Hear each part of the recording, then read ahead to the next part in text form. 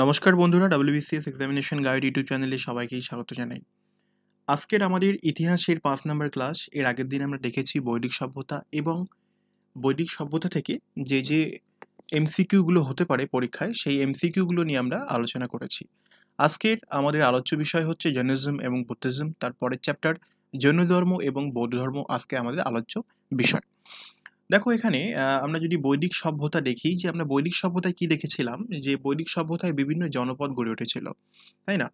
তো এইভাবে যখন পরবর্তী বৈদিক সভ্যতা আসলো, এভাবে ধীরে ধীরে যত টাইম এগোতে থাকলো, তখন কি দেখা গেল যে জনপদগুলি বেশ কিছু জনপদ একসঙ্গে মিলিত হয়ে বড় বড় মহাজনপদ গঠিত করছে। এবং তোমরা জানো যে ষোড়শ মহাজনপদ, 16টা বড় বড় মহাজনপদ মানে বৈদিক সভ্যতার পরবর্তী যুগে আমরা দেখতে পেয়েছিলাম যে 16টা বড় বড় মহাজনপদ দেখা দিয়েছিল, তাই তো? তো মহাজনপদ নিয়ে আমাদের এর পরবর্তী ক্লাস হবে। আজকের আমাদের সেই এটা হচ্ছে কি, আজকে আমরা দেখব যে বৈদিক সভ্যতাতে যে হিন্দু ধর্মের প্রাধান্য ছিল, মানুষ কিভাবে সেই হিন্দু ধর্ম থেকে ধীরে ধীরে গ্র্যাজুয়ালি অন্য ধর্মমত তথা অন্য ধর্মমতের প্রতি আকৃষ্ট হয়েছিল। তো সেই বৈদিক সভ্যতার পরবর্তী বৈদিক যুগে আমরা দেখতে পাবো যে আমরা কি দেখতে পাচ্ছিলাম, যে বেদিক সিভিলাইজেশনে হিন্দু ধর্মের প্রাধান্য ছিল এবং বলতে গেলে ব্রাহ্মণদের প্রাধান্য ছিল বৈদিক সভ্যতাতে।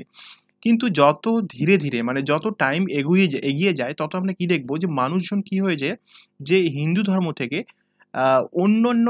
অন্যান্য ধর্মমতের দিকে আকৃষ্ট হয়। এবং পরবর্তী বৈদিক যুগে কি হয়েছিল, যে অনেক ধর্মমত সেই যুগে প্রকট হয়েছিল। এবং সেই অনেকগুলো ধর্মমতের মধ্যে দুইটা ধর্মমত খুবই প্রচলিত ছিল, একটা হচ্ছে জৈনিজম এবং আরেকটা হচ্ছে বুদ্ধিজম।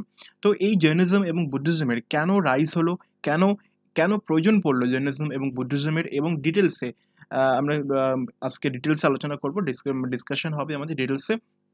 বেশ বড় একটা ক্লাস হতে চলেছে আজকের আমাদের ক্লাসটা। এবং আমি সবাইকে রিকোয়েস্ট করব যে তোমরা যারা যারা সাবস্ক্রাইব করোনি, অবশ্যই চ্যানেলটিকে সাবস্ক্রাইব করে নাও। ওকে, তো চলো বেশি দেরি না করে আজকের আমাদের সোজা ক্লাসে চলে যাই আমরা। তো আজকের আমরা দেখতে পাচ্ছি এখানে টপিকস অফ টুডেস লেকচার। আমরা দেখতে পাচ্ছি causes for the rise of Jainism and Buddhism. কেন, কি প্রয়োজনে বৈদিক সভ্যতার হিন্দু ধর্মের প্রাধান্য ছেড়ে এই যে জৈনিজম অ্যান্ড বৌদ্ধিজমের কেন আবির্ভাব দেখা গেল সেই সময়। জৈনিজম নিয়ে আমরা ডিটেলসে দেখবো, বর্ধমান মহাবীর তার জীবন আমরা পড়বো, তার যে টিচিং সেটা আমরা পড়বো, স্পিরিট অফ জেনিজম পড়বো। অ্যান্ড বুদ্ধিজম সেম, আমরা গৌতম বুদ্ধর জীবন পড়বো, টিচিং অফ বুদ্ধা পড়বো, spirit of Buddhism, Buddhist council পড়বো, causes for decline of Buddhism in India, contribution to Buddhism to Indian culture. ডিটেলসে আমরা দেখবো। আজকের আমাদের ক্লাসটা খুব ইন্টারেস্টিং হতে চলেছে, এবং যারা বিগিনার্স আছে এবং অ্যাজ ওয়েল অ্যাজ যারা মেনের জন্য পড়ছো একদমই, যদিও এই ক্লাসটি মেন ওরিয়েন্টেড ক্লাস, তবুও কিন্তু যারা বিগিনার্স আছে তাদের কোনো কিন্তু অসুবিধা হবে না, কারণ এটা একদমই বেসিক থেকে আমরা শুরু করব। তো প্রথমে আমাদের দেরি না করে আমরা প্রথমেই চলে যাব যে causes for the rise of Jainism and Buddhism. ঠিক কেন কেন এই জৈনিজম এবং বুদ্ধিজমের প্রয়োজন পড়েছিল, বা জৈনিজম এবং বুদ্ধিজম কেন সেই সময় প্রকট হয়েছিল।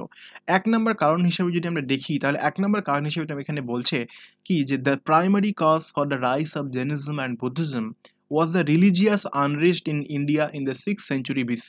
এই জিনিসটা ভালো করে দেখো, রিলিজিয়াস আনরেস্ট বলতে কি বোঝাচ্ছে আমরা একটু পরেই বুঝতে পারবো। এখানে কি বলছে দেখো, the complex rituals and sacrifices advocated in the later Vedic period were not acceptable to the common people।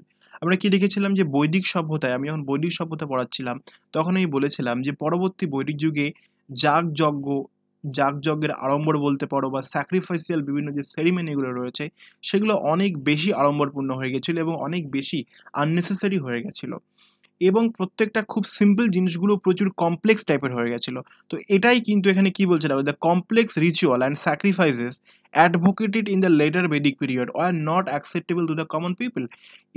এই যে বেশি জাঁকজমকপূর্ণ আড়ম্বর বলতে পারো, বিভিন্ন স্যাক্রিফাইসাল সেরিমনি, মনে করো একটা যজ্ঞ, সিম্পল একটা যজ্ঞকে পুরোহিতরা বিশাল বিশাল কমপ্লেক্স করে দিল, যে বলেছিল যে এই যজ্ঞটা করতে এই লাগবে এই নিয়ম কানুন, এই সমস্ত হ্যান ত্যান করে কিন্তু একটা কমপ্লেক্স সিচুয়েশন তৈরি করেছিল সেই সময়।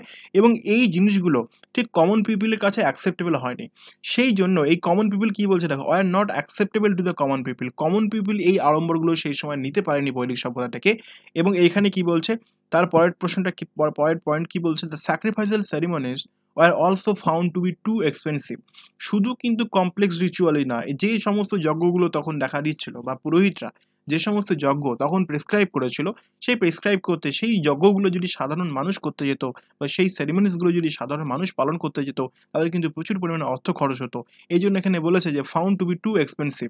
ওকে, বা এবং নেক্সট কি বলছে, superstitious beliefs and mantras confuse the people, এবং নানা রকম মতামত সেই সময় মানুষজনকে কনফিউজ করে ফেলেছিল। তো কয়টা কারণ আমরা দেখতে পাচ্ছি। এক নম্বর কারণ দেখতে পাচ্ছি যে কমপ্লেক্সিটি ইন রিচুয়ালস, এক নম্বর কারণ। তারপর দেখতে পাচ্ছি টু এক্সপেন্সিভ, দুই নম্বর কারণ হিসেবে দেখতে পাওয়া গেল। তিন নম্বরটা কি বলছে এখানে, the teaching of Upanishad and alternative to the system. এই স্লাইডটা পড়ার পর আমরা এই স্লাইডটার মূল বিষয়বস্তু দেখব। প্রথমে পয়েন্টগুলো দেখে নিই। Okay, the teaching of Upanishad and alternative to the system of sacrifices were highly philosophical in nature and therefore not easily understood by all.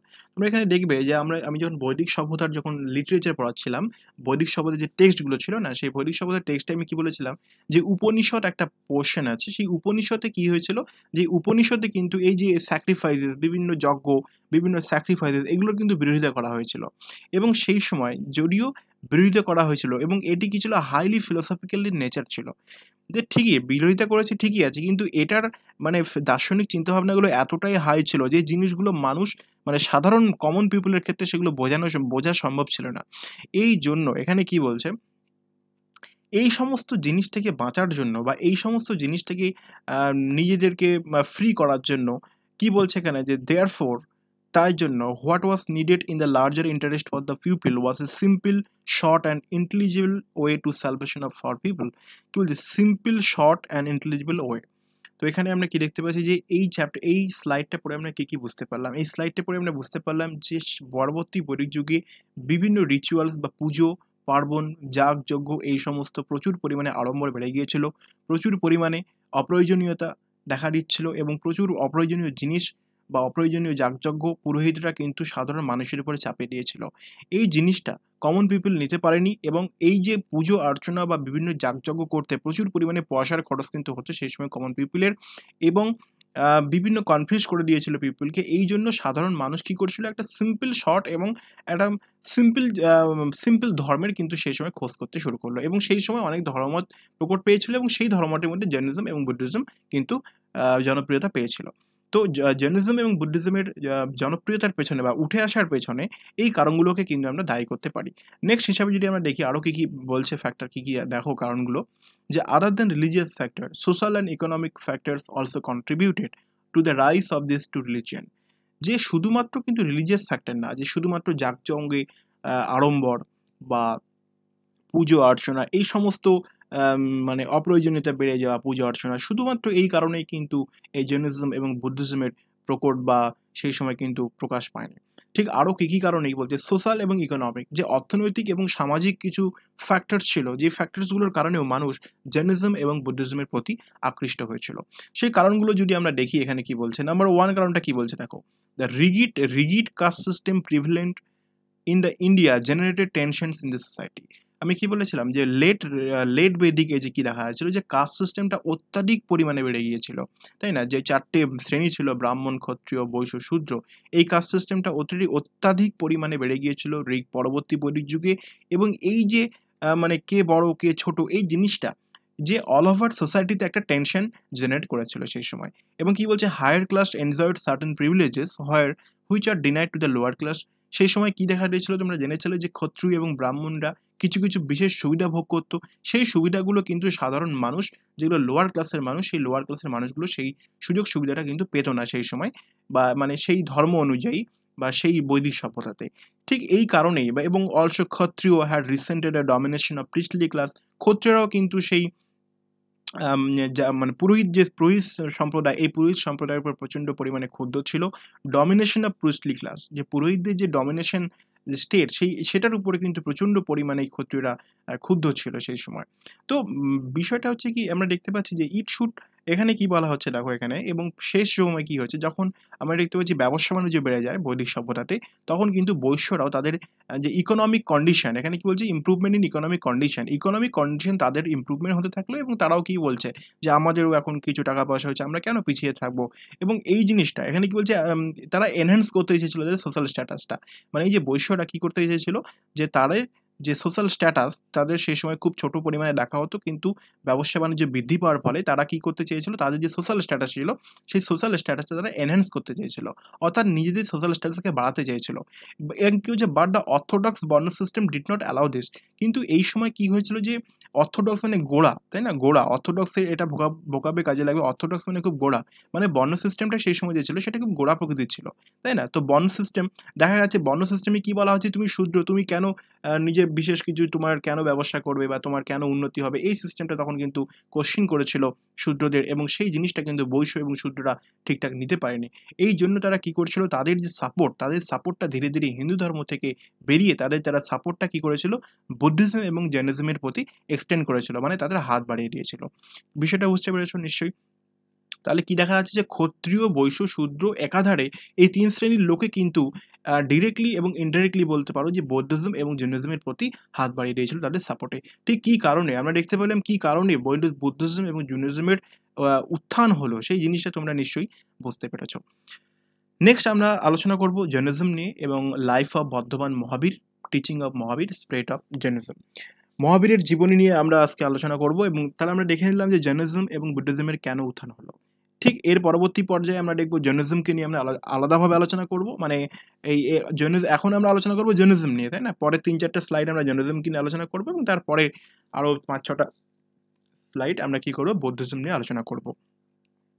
তাহলে বিষয়টা বুঝতে পেরেছো নিশ্চয়ই যে জৈনিজম এবং বুদ্ধিজমের কেন আবির্ভাব হয়েছিল বা কেন উত্থান হয়েছিল সেই সময়, যখন হিন্দু ধর্মের খুব প্রাধান্য ছিল, কিন্তু তখন আমরা দেখতে পাচ্ছি উত্তর ভারতে এই জৈনিজম এবং বুদ্ধিজমের নতুন দুটি ধর্মের আবির্ভাব হলো, এবং কেন আবির্ভাব হলো, কেন উত্থান হলো, সেই জিনিসটা আমি কিছুক্ষণ আগেই বললাম।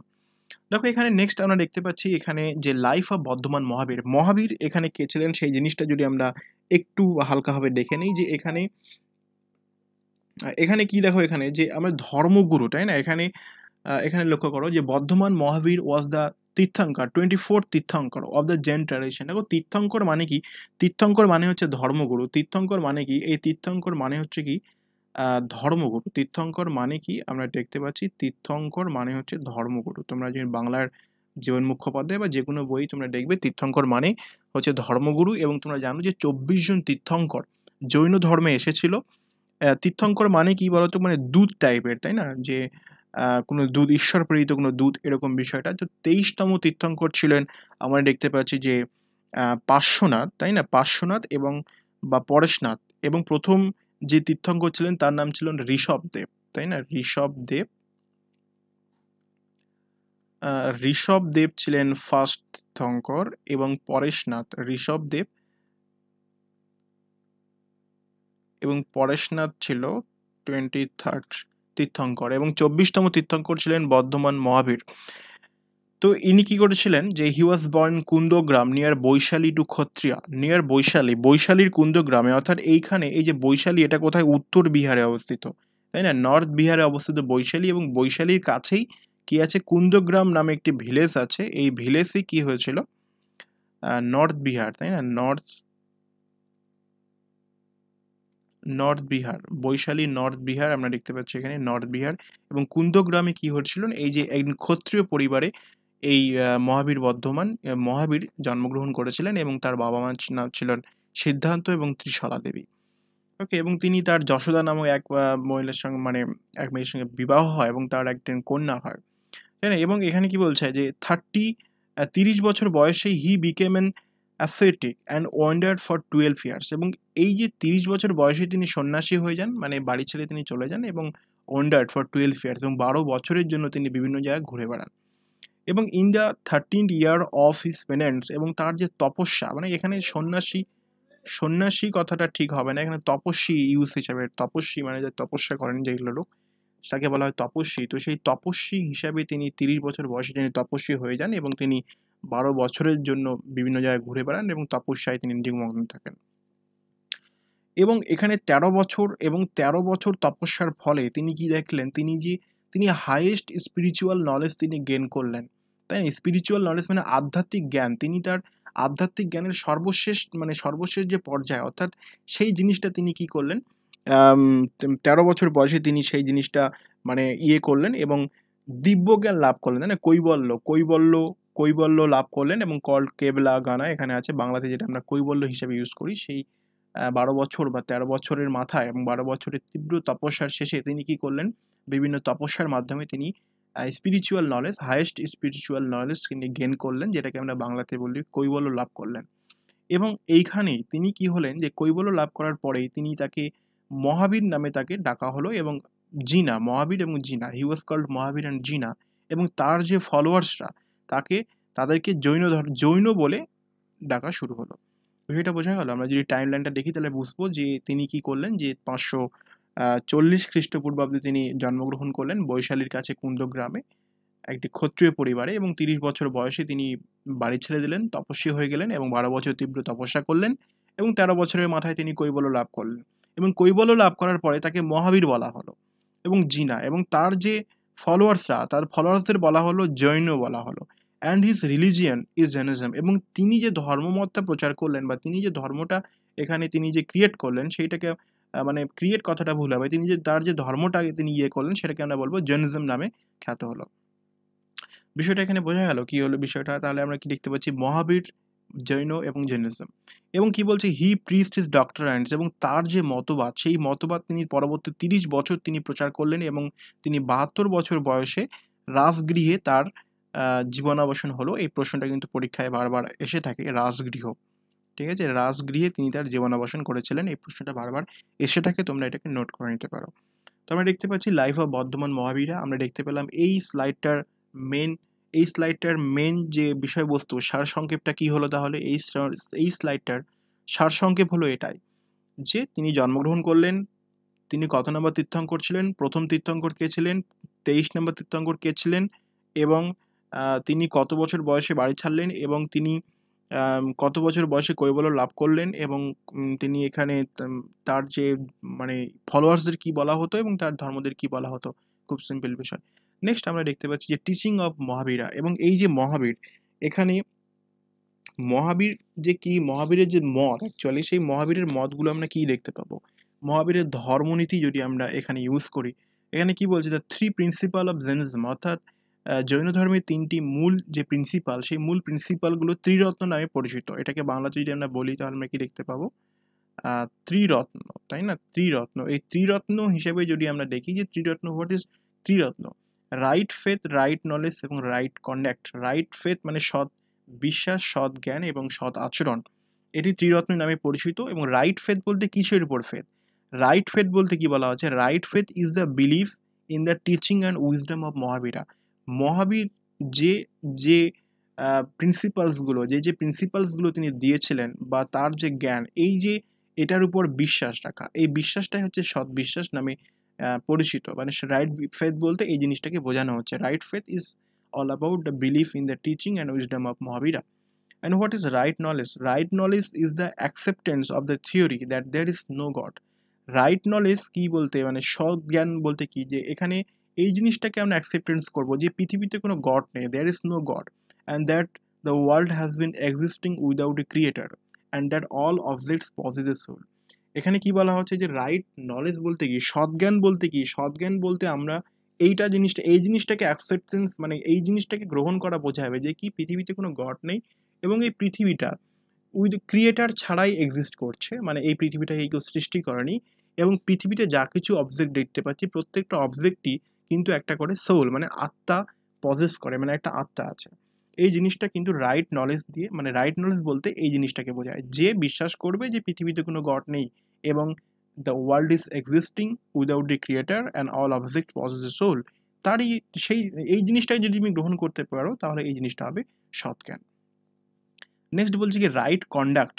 Right conduct, what is right conduct? Right conduct refers to the observance of the 5 great vows. Right conduct, সৎ আচরণ বলতে কি, নট টু এনজিওর লাইফ, কোনো জীবনকে, সে নিজের জীবন হোক বা অন্য কারো জীবন হোক, এইগুলোকে কি করা হয় না, যে এই জিনিসটাকে আমরা দেখতে পাচ্ছি যে এই জিনিসটাকে কি করবো না আমরা, এই জিনিসটাকে কোনো কারো ক্ষতি করবো না, নট টু লাই, মিথ্যা কথা বলবো না, নট টু স্টিল, কোনো চুরি করবো না, নট টু অ্যাকোয়ার প্রপার্টি, কারো জায়গা জমি দখল করবো না, বা নিজেও কোনো প্রপার্টির প্রতি কোনো মোহ থাকবে না, এই বিষয়টা। এবং নট টু ইমোরাল লাইফ, এবং কোনো ইমমর্টাল, যেটা আমরা বলতে পারছি যে কোনো ইমোরাল লাইফের প্রতি কিন্তু যে লিড করবে, যদি কেউ লিড করে সেই জিনিসটাই কিন্তু এখানে বারণ করা হয়েছে। এই জিনিসটাই হচ্ছে কিন্তু রাইট কন্ডাক্ট। ওকে, সো এটা আমরা দেখতে পেলাম যে এখানে কি দেখতে পেলাম আমরা, এখানে যে এটাই কিন্তু ছিল মহাবীরের ধর্মনীতি বা টিচিং অফ মহাবীর, এখানে জৈনিজমের প্রিন্সিপাল এটাকে বলতে পারো। কি রাইট ফেথ, রাইট নলেজ এবং right conduct. What is right faith? Right faith মানে যে মহাবীর যে টিচিং, মহাবীরের যে শিক্ষা বা মহাবীর যে প্রিন্সিপালগুলো দিয়েছে বা মহাবীরের যে জ্ঞান, সেই সেই দুটো মহাবীরের জ্ঞান এবং মহাবীরের টিচিং, এই দুটোর উপর যদি তুমি বিশ্বাস রাখতে পারো, সেই বিশ্বাসটাকে বলা হবে রাইট ফেথ।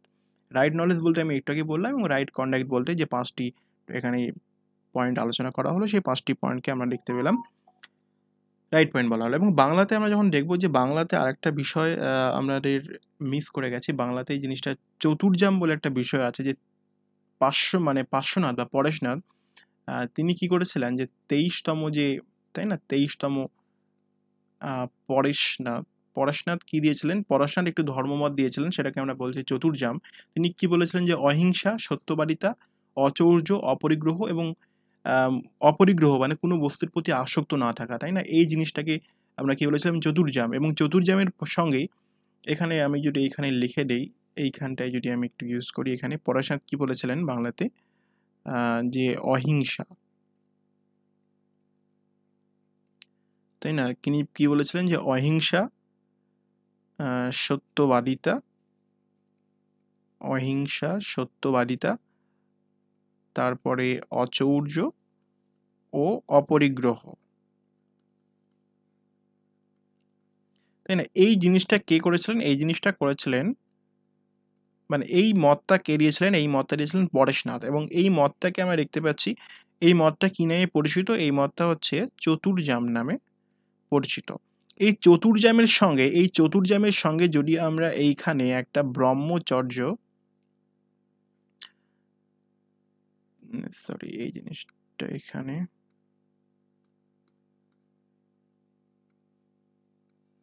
চতুর্জামের সঙ্গে যদি আমরা কি করে দিই? চতুর্জামের সঙ্গে যদি ব্রহ্মচর্য নামে আরেকটা নীতি যদি আমরা অ্যাড করে নিই, তাহলে এইটাকে বলা হবে পঞ্চমহাব্রত। এবং এই পঞ্চম মহাব্রত কিন্তু মহাবীর, এই পঞ্চম মহাব্রতর কিন্তু তিনি এটা কি প্রচলন করেছিলেন। তাহলে বিষয়টা বুঝতে পারলে আমি কি বললাম এখানে? যে মহাবীরের ধর্মনীতি কি দেখলাম? যে ত্রিরত্ন তো ছিলই একটা, এবং তারপরে আমরা দেখতে পেলাম চতুর্জাম এবং পঞ্চম মহাব্রত। নেক্সট আমরা এখানে লক্ষ্য করছি কি, যে বোথ, এখান থেকে লক্ষ্য করো যে টিচিং অফ মহাবীর শুধু এতটুকুই শেষ হয়নি, আমরা আরও কিছু আছে সেই জিনিসটা আমরা দেখবো এখানে। যে both the clergy and laymen had to strictly follow the doctrine of অহিংসা। যে এই সময় অর্থাৎ মহাবীরের সময়, সেই সময় কি কি ছিল? যে ক্লার্জি মানে কি, যারা একটু উঁচু সম্প্রদায়ের লোকজন, এবং লেম্যান মানে সাধারণ সম্প্রদায়ের লোকজন, এই এই দু প্রকার শ্রেণীকেই কিন্তু স্ট্রিক্টলি ফলো করতে হতো। মানে এই যে জৈন ধর্মে যারা আস্থা রাখে বা জৈন ধর্মের যারা অনুসারীরা অর্থাৎ জৈনদের মধ্যে কি, যে উঁচু সম্প্রদায়ের যে লোকগুলো এবং নিচু সম্প্রদায়ের যে লোকগুলো, এই সাধারণ মানুষগুলো, এই দুই শ্রেণীর লোককেই কিন্তু খুব স্ট্রিক্টলিভাবে অহিংসার যে মতবাদ, সেই অহিংসাকে কিন্তু ফলো করতে হতো। মানে কি, কোনো সহিংস আচরণ তারা করতে পারে না। এবং মহাবীর কি করছিল? যে Mahavir regarded all object both animate এবং inanimate have souls and various degrees of consciousness. যে এখানে মহাবীর কি ভাবতো? যে মহাবীর প্রত্যেকটা যে জিনিসটা মানে কেউ নড়ছে বা কেউ স্থির বা অস্থির, প্রত্যেকটা বস্তুকে তিনি ভাবতো যে এই বস্তুটার মধ্যে একটি সোল রয়েছে, মানে আত্মা রয়েছে।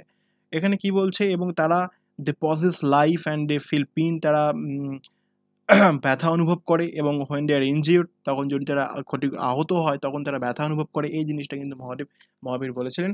এবং এখানে কি বলছে? যে Mahavir rejected the authority of Vedas. বেদে যে সমস্ত কথাগুলো বলা হয়েছে, মানে অথরিটি, তাই না, বেদ যে ডিরেক্ট করবে এই জিনিসটা তিনি রিজেক্ট করেছিলেন। এবং বেদিক যে রিচুয়ালগুলো রয়েছে, সেই বেদিক রিচুয়ালগুলোতে তিনি অবজেক্ট মানে তার যে অসন্তোষ প্রকাশ করেছিলেন। মানে এখানে আমরা কি লিখতে পাচ্ছি? এবং তিনি এটাও ভাবতেন যে এগ্রিকালচারটাও কিন্তু সেই সময় একটা সিনফুল হিসেবে জৈন ধর্মে দেখা হতো। এবং কারণ এই সময় মানে যখন আমরা জমিতে চাষবাস করি, তখন জমি মানে যে পৃথিবীতে আঘাত করা হয়, এরকম একটা তখন কিন্তু ভাবা হতো, তাই না? এখানে কি বলছে? Even the practice of agriculture was considered sinful as it causes injury to the earth. মানে এই জৈন ধর্মের বিভিন্ন মতবাদে এটাও এসেছে যে এগ্রিকালচারটা হচ্ছে সিনফুল। কারণ এগ্রিকালচার মানে চাষাবাস করার সময় আমরা বিভিন্ন মাটি খোঁড়া বা বিভিন্ন কাজ করা হয়, যেটা গিয়ে পৃথিবীকে আঘাত করা হয়, এবং ওমস এবং অ্যানিমেলস যে কেঁচো টেচো এই সমস্তগুলোকে আঘাত করা হয়। এই জিনিসটাকে কিন্তু সিনফুল হিসেবে ইউজ করা হয়েছে। তাহলে কি করতে হবে জৈন ধর্ম অনুসারে? এখানে কি বলছে যে the doctrine of asceticism and renunciation was also carried to extreme lengths. এই যে তপস্যা বা ধ্যান ধারণা এই জিনিসটাকেই তখন কিন্তু প্রাধান্য দেওয়া হতো বেশিরভাগ, এবং এটাকে এতটা এক্সট্রিম পর্যায়ে নিয়ে চলে যাওয়া হয়েছিল কি করতে, স্টারভেশন, তাই না, না খেয়ে থাকা, নিউডিটি, স্টারভেশন, নিউডিটি, উলঙ্গ অবস্থায় থাকা, বা সেলফ টর্চার, নিজেকে টর্চার করে তপস্যার মাধ্যমে তারা মুক্তি লাভের চেষ্টা তারা কিন্তু সেই সময় করা হচ্ছিল জৈন ধর্মে, তাই না? জৈন ধর্মের যদি আমরা এখানে লক্ষ্য করি তাহলে এটাই আমাদের জৈন ধর্মের এই টিচিংগুলো আমরা পাই, তাহলে আমাদের জৈন ধর্মের ইম্পর্টেন্টের মধ্যে আমরা দেখতে পাচ্ছি যে মহাবীরার এখানে যে তোমরা দেখতে পাচ্ছ ত্রিরত্ন এই সমস্ত, তারপরে জৈন ধর্মে কি কি ভাবা হতো, মহাবীর কি কি ভাবতো, কার কার প্রাণ আছে, কি কি জিনিসগুলো, এই জিনিসগুলো কিন্তু ইম্পর্টেন্ট, অনেক সময় ঘুরিয়ে ঘুরিয়ে প্রশ্ন কিন্তু দেয়। এবং স্প্রেড অফ জৈনিজম, আমরা যদি এখানে জৈনিজমের স্প্রেডটা দেখি, অর্থাৎ জৈনিজম কীভাবে ছড়িয়ে পড়লো এই জিনিসটা যদি আমরা লক্ষ্য করি তাহলে আমরা কি দেখতে পাবো জৈনিজমের। দেখো যে মহাবীর এখানে কি করেছিল, অনেকগুলো সংঘ প্রতিষ্ঠা করেছিল। কিসের জন্য? তার যে টিচিং অর্থাৎ তার যে শিক্ষা, মানে এই যে প্রিন্সিপালগুলো, এই প্রিন্সিপালগুলোকে সারা বিশ্বে ছড়িয়ে দেওয়ার জন্য তিনি কিছু সংঘ প্রতিষ্ঠা করেছিল। এবং এই সংঘতে তিনি বোথ মেন, মানে পুরুষ এবং ওমেন দুজনকেই কিন্তু এই সঙ্গে তিনি অ্যাডমিট করেছিলেন। এবং এখানে মানে এই যে সংঘ যিনি তৈরি করেছিলেন, এই সংঘতে অনেক সন্ন্যাসী এবং অনেক সাধারণ মানুষ কিন্তু দুই প্রকারের মানুষই কিন্তু এই সংঘতে ছিল। মানে শুধু এরকমই না যে সংঘ প্রতিষ্ঠা করলো সেখানে শুধু সন্ন্যাসীরাই থাকবে, সেরকম কিছু না। সংঘ প্রতিষ্ঠা করলো কি জন্য? সংঘ প্রতিষ্ঠা করা হলো তার যে ধর্মমত সেই ধর্মমতটাকে ছড়িয়ে দেওয়ার জন্য। এবং এই সংঘতে সন্ন্যাসী টাইপের উঁচু উঁচু শ্রেণীর লোকজন এবং সাধারণ মানুষ, এই সব কিন্তু সব শ্রেণীর মানুষই কিন্তু এই সংঘতে তাদেরকে অ্যাডমিট করা হলো। ওকে। এবং কি বলছে এখানে, আমরা দেখতে পাচ্ছি যে এই যে জৈন ধর্মের যে র্যাপিড স্প্রেড হচ্ছে, র্যাপিড স্প্রেডটা কেন হচ্ছে, র্যাপিড স্প্রেড অফ জৈনিজম কেন? যে তাদের যে ডেডিকেশন, তাই না, জৈনদের যে ডেডিকেশন, কাজের প্রতি যে ডেডিকেশন, এই ডেডিকেশনটা দেখেই এই জৈনিজমের কিন্তু র্যাপিড স্প্রেড হচ্ছিল। অ্যান্ড এখানে কি বলা হচ্ছে যে ইন্ডিয়া এবং কর্ণাটকে এবং ওয়েস্টার্ন ইন্ডিয়া, পশ্চিম ভারত এবং কর্ণাটকে কিন্তু জৈন ধর্ম ধীরে ধীরে ছড়িয়ে পড়লো। এবং চন্দ্রগুপ্ত মৌর্য, খারভেল অফ কলিঙ্গ, কলিঙ্গরাস খারবেল, তাই না, রয়্যাল ডাইনেস্টিজ অফ সাউথ ইন্ডিয়া সাথে গঙ্গস and কাদম্বস, Chalukyas and Rashtrakuta প্যাট্রোনাইজেস Jainism. এটা কিন্তু ইম্পর্টেন্ট হয় যে চন্দ্রগুপ্ত মৌর্য, তাই না, জৈনদের এখানে একটা প্রশ্ন তোমরা পাবে, ফ্যামিলিয়ার থাকবে একটা প্রশ্নের প্রতি, যে মহাবীর ৩-৪টে রাজা দিয়ে দেবে, ৩-৪টে সম্রাট দিয়ে দেবে যে কার সমসাময়িক, সেই জিনিসগুলো আমরা এমসিকিউতে পড়বো। এখানে তোমরা এটা জেনে রাখো শুধু যে এই যে স্প্রেডলি জৈনিজম ধীরে ধীরে আমাদের পশ্চিম ভারত এবং কর্ণাটকে ছড়িয়ে পড়েছিল আমরা দেখতে পাবো। এবং চন্দ্রগুপ্ত মৌর্য, কলিঙ্গরাজ খারবেল, তাই না, এবং রাষ্ট্রকূট এবং চালুক্য, এই যে এরা কিন্তু ধীরে ধীরে আমরা দেখতে পাচ্ছি যে জৈন ধর্মকে কিন্তু প্যাট্রোনাইজ করেছিল, মানে আপন করে নিয়েছিল, বা মানে করেছিল, যেটা পৃষ্ঠপোষকতা বলতে পারো, এই জিনিসটা কিন্তু করেছিল। এখান থেকে আমরা দেখতে পাচ্ছি, এবং by the end of 4th century BC there was a serious famine in Ganges valley. এবং এই সময় আমরা দেখব জৈন ধর্মে আমরা কি দেখতে পাচ্ছি, যে দেখো এখানে যে চতুর্থ মানে 400 BC-তে যখন আমরা দেখতে পাচ্ছি যে গঙ্গার মানে যেখানে আমরা দেখতে পাচ্ছি যে এই যে জৈন ধর্ম যেখানে আমরা দেখতে পাচ্ছি যে সেন্টার্ড হয়েছিল, সেখানে একটা ভয়াবহ দুর্ভিক্ষ দেখা গেল। এবং এই দুর্ভিক্ষের ফলে জৈন ধর্মের যে অনুসারীরা ছিল সেই জৈন ধর্মের অনুসারীরা বিভিন্ন চারিদিকে ছড়িয়ে পড়তে বাধ্য হয়। ওকে। এবং এইখানে আমরা দেখতে পাচ্ছি এখানে আমরা দেখতে পাবো দুজন এখানে মানে জৈন ধর্মের দুজন মেন দেখতে পাবো, একটা হচ্ছে ভদ্রবাহু এবং একটা হচ্ছে স্থূলভদ্র।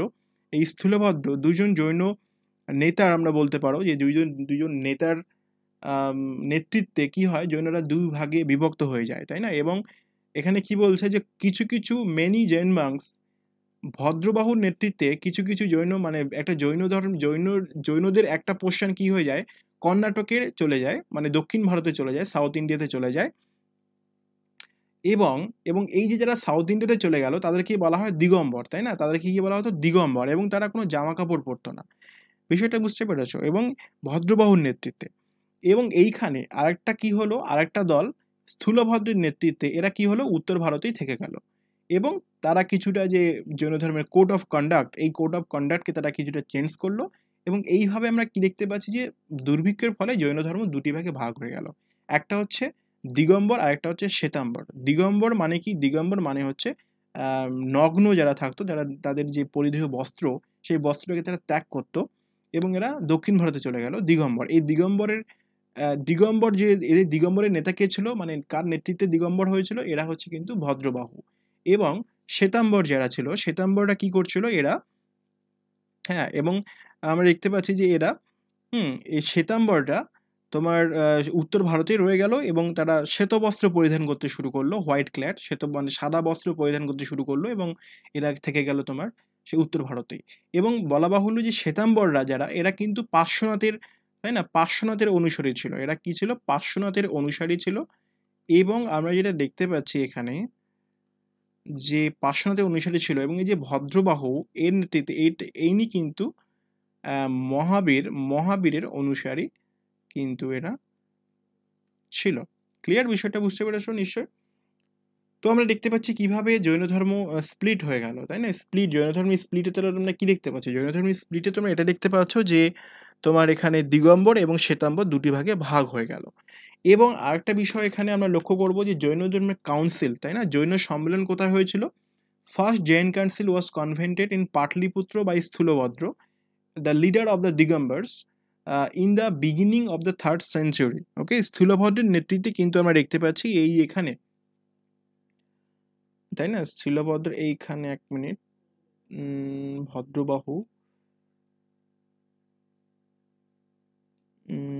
ওকে, এইখানে না দিগম্বর, এখানে ভদ্রবাহু, আচ্ছা আচ্ছা ঠিক আছে। এখানে the first Jain council was convened Pataliputra by Sthulabhadra, স্থূলভদ্রের নেতৃত্বে কিন্তু আমরা দেখতে পাচ্ছি এরা এইখানে এই জিনিসটা ভুল গেছে। ওকে, স্থূলভদ্র তো ছিল, তাই না? স্থূলভদ্র কে ছিল? স্থূলভদ্র শ্বেতাম্বরদের লিডার ছিল, তাই না? স্থূলভদ্র কি শ্বেতাম্বরদের লিডার ছিল? তো এই স্থূলভদ্রের নেতৃত্বে ফার্স্ট জৈন কাউন্সিল, প্রথম জৈন সম্মেলন কিন্তু পাটলিপুত্রে দেখা দেয়। এটা কিন্তু পরীক্ষায় প্রথমে আসে এবং কত? 3rd সেঞ্চুরি বিসিতে। দ্য সেকেন্ড জৈন কাউন্সিল কখন হয়? যে বল্লবীতে হয়, এটা হচ্ছে 5th সেঞ্চুরি এডিতে। এখানে লক্ষ্য করো, এটা কিন্তু এডি এবং এটা হচ্ছে বিসি, এটা হচ্ছে বিফোর খ্রিস্ট, এটা হচ্ছে কিন্তু এডি, অর্থাৎ এখানে খ্রিস্টাব্দ এটা তোমরা বলতে পারো। অ্যান্ড দ্য ফাইনাল কমপ্লিশন, এখানে final compilation of Jain literature called 12 Angas was completed in this council. এবং এই যে দ্বিতীয় জৈন সম্মেলনে দ্বাদশ অঙ্গ যে আছে জৈনদের ধর্মগ্রন্থ, সেই জৈন দ্বাদশ অঙ্গের ফাইনাল কমপ্লিশন, অর্থাৎ কি, দ্বাদশ অঙ্গের পুনর্মূল্যায়ন করা হয় এবং এখানে আরও 12টি অনুশাসন যোগ করা হয়। ঠিক আছে, 513-তে হয়েছিল এখানে ফাইনাল সেকেন্ড জৈন কাউন্সিল, 513-তে বল্লবীতে হয়, এখানে 513 এডিতে হয় এবং এখানে দ্বাদশ অঙ্গের পুনর্মূল্যায়ন করে 12টি আরও অনুশাসন যোগ করা হয়। 12টি অনুশাসন যোগ করে এখানে নতুনভাবে এখানে আমরা দেখতে পাচ্ছি যে উপাঙ্গ নামে, দ্বাদশ উপাঙ্গ নামে আরও 12টি অনুশাসন যোগ করা হয় এখানে দ্বাদশ অঙ্গতে যোগ করে এখানে আমরা দেখতে পাচ্ছি এটা প্রকাশ করা হয়। তো এখানে আমরা লক্ষ্য করলাম এখানে, তাহলে আমাদের এখানে একটা জিনিস কি বাদ চলে গেল? জৈন ধর্মের আমরা দেখতে পাচ্ছি এখানে জৈন সম্মেলন পড়লাম, দুটো সম্মেলন হয়েছিল, তাই না? একটা হচ্ছে পাটলিপুত্রতে, এখান থেকে কি পড়বে তাহলে জৈন ধর্ম থেকে কি কি ইম্পর্টেন্ট সেই জিনিসটা আমি দাগিয়ে দিচ্ছি, লেখো এখানে। ওখানে দেখো পাটলিপুত্র কার নেতৃত্বে? স্থূলভদ্রের নেতৃত্বে। কোথায় হয়েছিল? পাটলিপুত্রতে। কার নেতৃত্বে? স্থূলভদ্রের নেতৃত্বে। স্থূলভদ্র কার লিডার ছিল? শ্বেতাম্বরদের লিডার ছিল। দ্য সেকেন্ড জৈন কাউন্সিল কোথায় হয়েছিল? বল্লবীতে, 513 এডিতে। এই যে এখানে, তাই না, এই জৈন সম্মেলনে কি ইম্পর্টেন্ট ছিল? ইম্পর্টেন্সটা কি ছিল? এখানে দ্বাদশ অঙ্গের সঙ্গে আরও 12টি অনুশাসন, যেটি দ্বাদশ উপাঙ্গ নামে পরিচিত, সে আরও দ্বাদশ উপাঙ্গ এই দ্বাদশ অঙ্গের সঙ্গে যোগ করা হয়েছিল এবং ফাইনাল কমপ্লিশন এখানে হয়েছিল, আমরা দেখতে পেলাম জৈন সম্মেলন। ওকে, সেকেন্ড জৈন সম্মেলনে। তো এখানে তোমাদের আরেকটা বিষয় যে জৈন ধর্মগ্রন্থ কি কি ছিল, এইখানে জৈন ধর্মগ্রন্থটা আমরা কি করব, জৈন ধর্মগ্রন্থটা আমি এইখানে একটু লিখে দিচ্ছি, তোমরা এটা টুকে নিতে পারো জৈন ধর্মগ্রন্থটা কি। দেখো যে জৈন ধর্মগ্রন্থে আমরা 3 প্রকারের জৈন ধর্ম দেখতে পাই, তাই না? 3 প্রকার আমরা দেখতে পাচ্ছি। প্রথমটা হচ্ছে কি, প্রথমটা তোমরা এখানে দেখতে পাবে যে কল্পসূত্র। ওকে, কল্পসূত্র। What is Kalpasutra? এখানে ভদ্রবাহু রচিত এই যে কল্পসূত্র, আমরা কে দেখতে পাচ্ছি? ভদ্রবাহু, তাই না? ভদ্রবাহু এই কল্পসূত্র কিন্তু এখানে লিখেছিলেন ভদ্রবাহু। এবং এই যে কল্পসূত্র, এটাই কিন্তু ছিল প্রথম লিখিত গ্রন্থ। এতে কি ছিল? এই কল্পসূত্রে কি ছিল? এই কল্পসূত্রে আমরা দেখতে পাচ্ছি যে মহাবীরের জীবনী,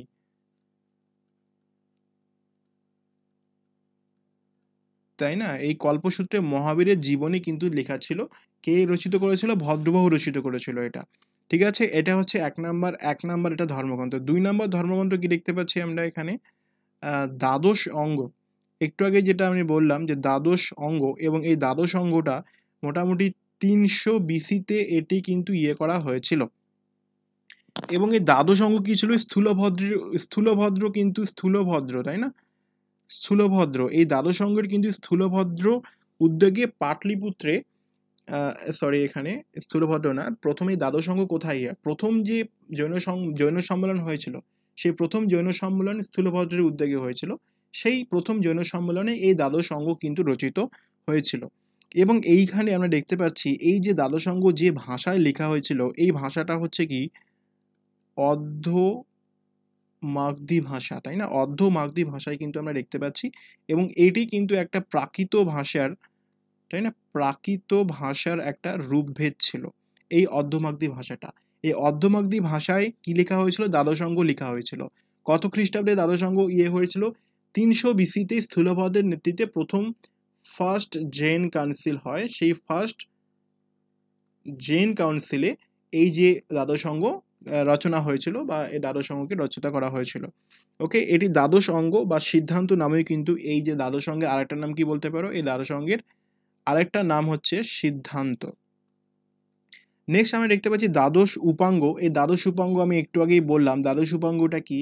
এই দ্বাদশ উপাঙ্গটা কি? এই দ্বাদশ উপাঙ্গ তোমরা দেখতে পাবে, দ্বাদশ উপাঙ্গ হচ্ছে অনুশাসন, তাই না? অনুশাসনগুলো কি করা হয়? এই অনুশাসনগুলো আমরা দেখতে পাচ্ছি যে সেকেন্ড জৈন সম্মেলন যখন হয়, সেই সেকেন্ড জৈন সম্মেলনে এই দ্বাদশ উপাঙ্গগুলোকে এই দ্বাদশ অঙ্গের সঙ্গে জুড়ে দেওয়া হয়, তাই না? তো এটাই ছিল মোটামুটি আমরা জৈন ধর্মগ্রন্থের আমরা দেখতে পাচ্ছি গ্রন্থ। এবং এছাড়াও আর তিনটে ইম্পর্টেন্ট ছিল, সেগুলো কি ছিল? একটা হচ্ছে কিন্তু মানে জৈন কল্পসূত্র একটা, আরেকটা ছিল জৈন ভাগবতী সূত্র, একটা ছিল জৈন ভাগবতী সূত্র, এবং আরেকটা ছিল পরিশিষ্ট পার্বণ।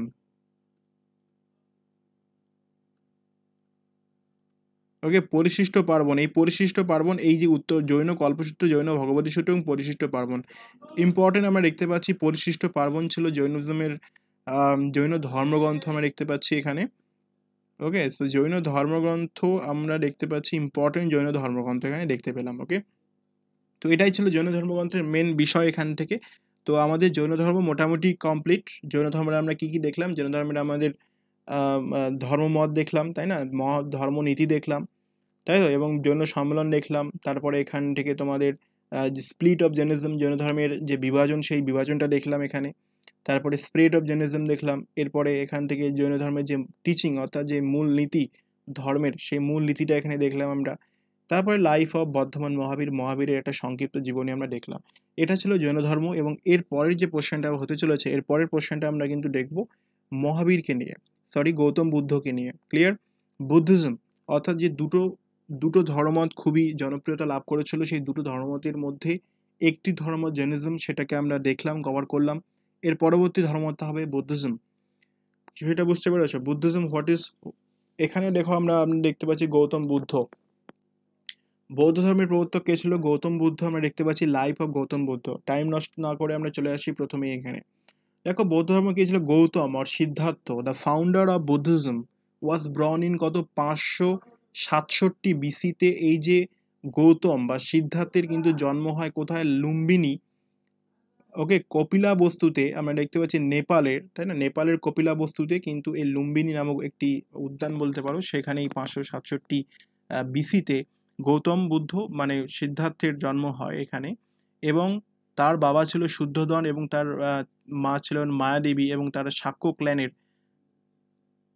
ওকে, এবং as his mother died at child birth and he was brought up is by আর্ন প্রজাপতি গৌতমী। এবং সেই সময় কি হয় যে তার মা মারা যায়, মানে তার জন্মের সময়। এবং সেখানেই আমরা দেখতে পাচ্ছি কি এখানে okay, he was brought up by his earn.